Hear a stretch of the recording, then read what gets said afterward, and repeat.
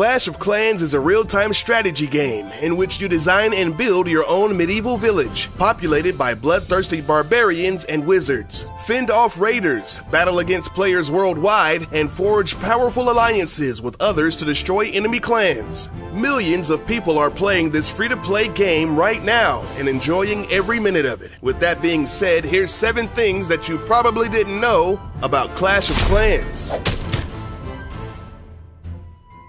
The creator of the game is Supercell. The company was founded in Finland in 2010. They are responsible for the hit games Boom Beach, Heyday, and Clash Royale. Supercell is valued at over $5.5 billion.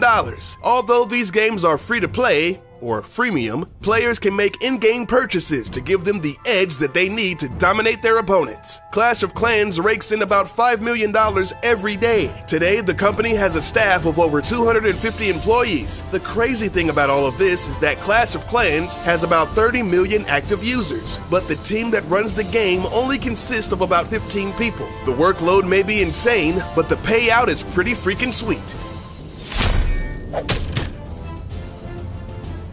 Surprisingly, the game earns most of its revenue from the top 10% of players. Elite players know that the only way to stay on top is to shell out some big bucks. Players are incentivized to pay for wall upgrades, gold, elixir, and expensive archer towers, because if they leave their bases unattended in real time, other players can come along and attack them while they're away, losing trophies and resources. A Clash of Clans player named Panda spent over $7,000 in a single month, and at one time, top Clash of Clans player Jorge Yao spent $250 a week on gems.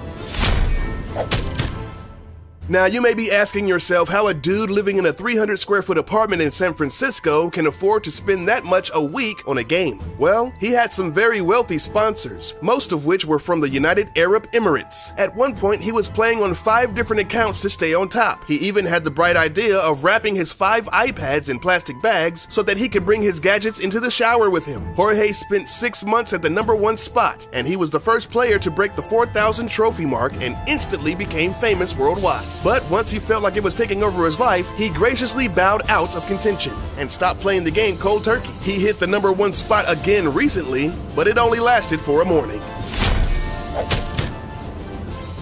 With all this cash flying around, you may be wondering, what do they do with all that money? Well, some of it goes towards marketing purposes. They can afford some big-name celebrities to endorse their game. For Super Bowl 49, they spent $9 million on a 60-second spot starring Liam Neeson. I can't wait to destroy your village while you beg for mercy, but you will get no mercy. I will have my revenge. Liam? I was going for Liam? Over here.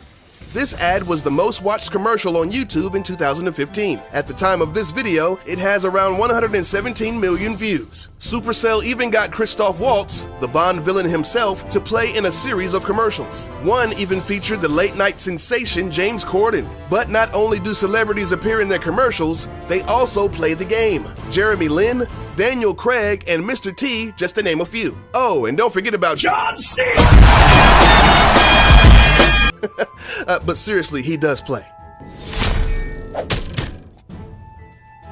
Speaking of Mr. T, Supercell is obviously fans of the Fool Pitier himself, so much so that the Pig Rider is modeled after him. The distinctive mohawk and beard is a dead giveaway. The only difference is the voice. Now you got me. I'm not sure why the Hog Riders need to have such high-pitched voices. In the past, Mr. T has lent his likeness to other games. At one point, he was a spokesperson for the World of Warcraft game. I'm Mr. T and I'm a Night Elf Mohawk. What's your game? Another highly beloved character of the game is the Pika. This seemingly unstoppable force has the strongest armor of any elixir-based troops and the highest damage of any normal unit in the game. The letters P-E-K-K-A don't officially stand for anything in particular. Supercell held a Facebook contest in August of 2012 to see who could come up with the best written-out name for Pika, as judged by the number of likes. The name, Perfect Enraged Knight Killer of Assassins, was the winner. But what is a Pika? A knight? A samurai? A robot? No one knows. But the mysterious and dangerous Pika is a girl. On one of the loading screens, there's a tip that reads, "The armor on Pika is so heavy that spring traps do not work on her." Now, some may say that calling a Pika a her is the same as christening a ship as a she, but honestly, at the end of the day, it doesn't matter what gender Pika is. It's still badass.